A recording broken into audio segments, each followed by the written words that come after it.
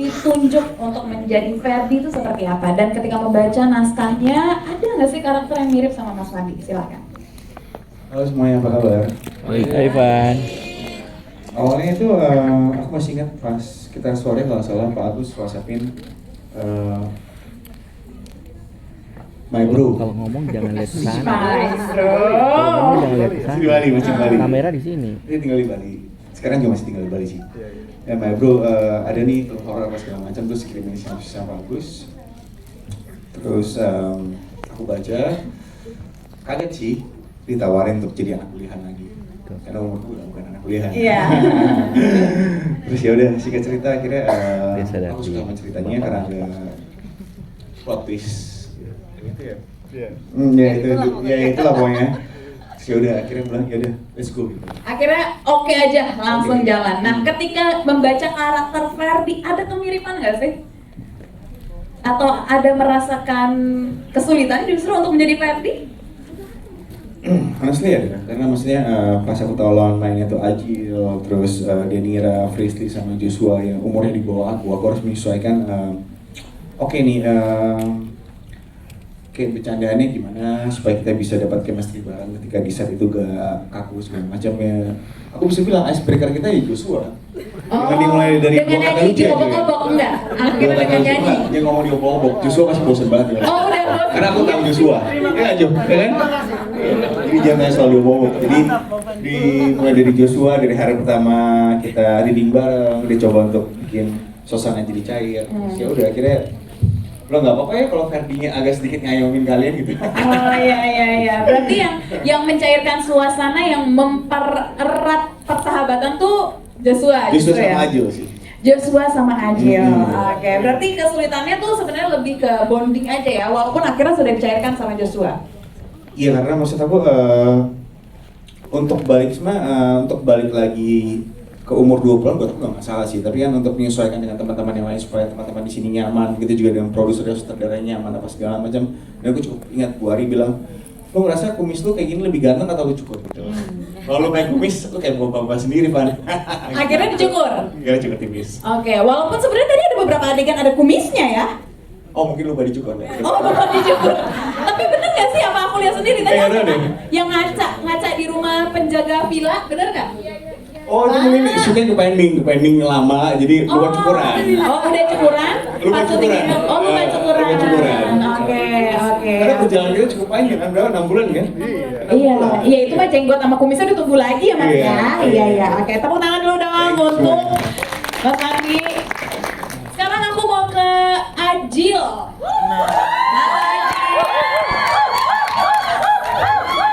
Apa kabar itu ada Agil lovers juga di sana? Apa sih nama fans clubnya kalau untuk Agil? Best friend Agil. Oh, best friend Agil. Coba senyumnya mana? Nih kan itu. Oke. Kita ngobrol dulu sama Agil. Agil ini berperan sebagai siapa? Karakternya sebagai apa? Kan kalau dilihat tadi dari filmnya sebagai penengah gitu ya, yang nggak takut gitu kan. Boleh diceritain? Ya, halo semuanya. Sebelumnya makasih teman-teman semuanya udah datang ke sini, udah ngeluangin waktunya. Para teman-teman media juga makasih banyak. Para perwakilan fanbase, semuanya terima kasih udah datang. Apa ya? Di sini aku berperan sebagai Devon. Devon tuh karakternya mungkin bisa dibilang sebagai penengah, tapi dibilang paling berani sih kayaknya enggak juga. Enggak juga sih, ada Soalnya statement takut, iya. Ada takut juga, kayaknya lebih berani Bang Fandi karakternya, lebih berani Ferdi gitu perannya mungkin. Oke, lebih berani. Tapi ada kalimat yang kayak, udahlah, gak usah takut, di rumah orang kan semua ada, pasti kan ada penunggunya gitu. Iya, ada ngomong itu ya? Ada. Oh, saking udah lamanya syuting film ini ya? 3 tahunnya. Oh iya benar. Jadi kita yang nonton yang hafal Iya. dialognya.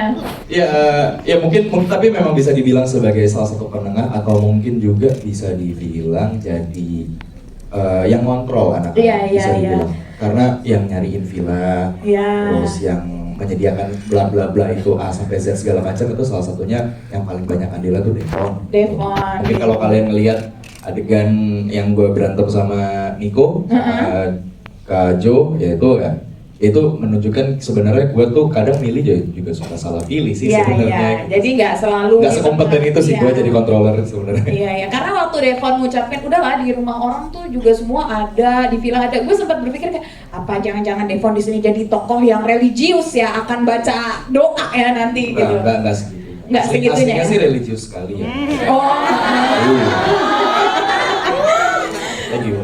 Tapi sulit nggak untuk memerankan Devon? Ada kesamaan nggak dengan Ajil aslinya?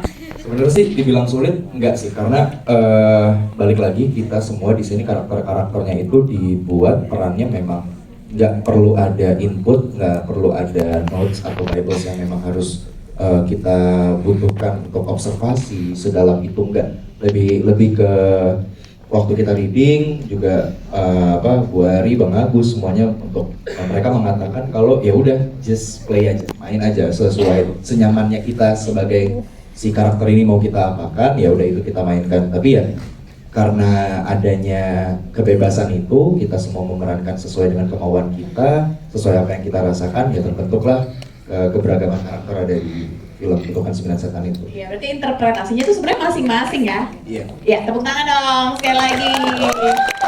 Oke, kita bergeser ke Lia dengan Denira Wiguna. Halo Denira. Halo. Apa kabarnya? Baik, terima kasih. Betul kan? Denira Wiguna? Denira Wiraguna. Denira Wiraguna. Oh, dia tulisannya Wiguna. Kayak Lihat ke depan, berat Say. meja itu ya kayaknya. Lihat ke depan. Oke. Bener gak sih? Iya kan? Oke, aku mau ngobrol dulu sama Denira. Iya. Denira, ini film pertama kali kamu atau gimana Denira? Lihat ke depan. Untuk film, alhamdulillah ini horor kesekian. Tapi ini horor pertama aku yang punya latar belakangnya kisah nyata. Jadi memang berbeda dari horor-horor aku sebelumnya, dan pastinya juga banyak hal-hal yang baru lah dari film-film yang udah aku mainin sebelumnya. Oke, hal baru itu apa, Denira? Hal baru pasti pengalaman syutingnya, karena ya Bu, yang udah dijelasin tadi sama Pak Agus, Pak Simon, kalau ya ada struggle yang dilewatin. Salah satunya aku juga yang sempat sakit COVID, terus udah gitu struggle-nya ya paling itu sih, lebih ke kesehatan gitu. Itu pengalamannya yang berbeda. Dan yang kedua, cerita ini kan memang pengalaman dari kisah nyata dari Mas Ferry Barus. Jadi pastinya ada hal-hal yang baru yang sebelumnya belum pernah aku mainkan di film-film sebelumnya. Kurang lebih kayak gitu. Tapi Denira, kalau kita ngobrolin film horor biasanya suka ngalamin juga tuh pas syuting. Nah, aku tadi lupa juga tuh untuk nanya ke Mas Fandi dan Ajil, tapi aku ke Denira dulu deh. Ada pengalaman horor Enggak ya, aku satu hal yang benar-benar aku ingat waktu di lokasi syuting itu kalau nggak salah akhir-akhir. Jadi kita lagi ngumpul semuanya, itu posisinya lagi maghrib dan di rumah Boska itu setnya. Terus ini nggak spoiler kan Mas? Enggak Pak? Enggak dong, kan udah nonton semua kalau ini Nonton di sini. semuanya. Ini udah Kita malah yang belum nonton Denira dari Kita yang 3 belum tahun yang lalu kita belum nonton. Sabar ya. Oke. Terus di momen itu tiba-tiba ada salah satu kejadian yang bikin sebelumnya aku belum pernah melihat kejadian ini. Jadi salah satu pemain yaitu Fadlan Holau itu berubah dari ibu-ibu. Cis namanya udah masuk atau nempel atau gimana, tapi itu momen yang aku jujur pertama kali waktu syuting horor. Selama aku syuting horor tapi nggak pernah dapet kejadian yang melihat gitu loh.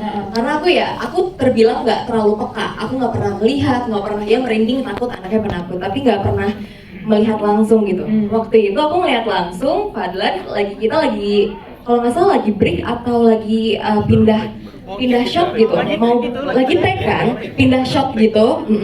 Terus udah gitu Fadlan tuh mojok gitu di lorong gitu, terus dia diem duduk, terus aku kaget kan kenapa, aku lagi orangnya penakut, aku selalu nempel sama Frisly. Terus udah gitu mukanya udah nggak enak, kalau nggak salah merah, terus dia nunduk, terus akhirnya Matanya merah.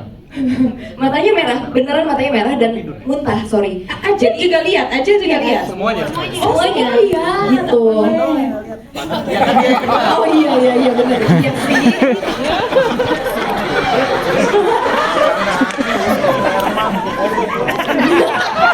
Sabar, tahan. Lanjutin dulu Denira. Oke, lanjut. Terus? Iya, jadi Ya jadi waktu momen itu aku pertama kali banget ngalamin, dan itu prosesnya lumayan lama, bukan cuman kayak 5 menit, tapi itu ada kayak 20 menit, 30 menit untuk benar-benar bisa normal lagi gitu, sampai akhirnya kalau nggak salah, tapi akhirnya scene itu berhasil selesai sih, walaupun ya ketunda 30 menit something lah, tapi Oke. aku ngelihat di situ fisiknya juga udah nggak memadai untuk melakukan proses syuting lagi sih. Iya. Jadi ya itu Salah paling makan aku Bu ingat. Fadlan, masuk angin ya. Manyun doang. Tapi akhirnya ada yang bisa mengelaborasi apa yang terjadi pada saat itu dengan Miss Fadlan? Nah itu dia, waktu itu gimana ya Cis, aku sih ngelihatnya memang sudah dihandle dengan orang yang mengerti juga, dan pastinya teman-teman kru dan dan tim juga pasti udah ngehandle, cuman ya gitu ya, jadinya agak sedikit suasananya jadi tegang dan kayak duh gimana nih, udah gitu kan udah mau akhir-akhir syuting dan kita juga masih ada utang scene, udah gitu juga udah mau dekat-dekat selesai, jadi pastinya agak tegang gitu sih. Iya, agak khawatir. Nyokap lo mengguyur gue. Oh, di situ baru sadar. Iya emang iya tante.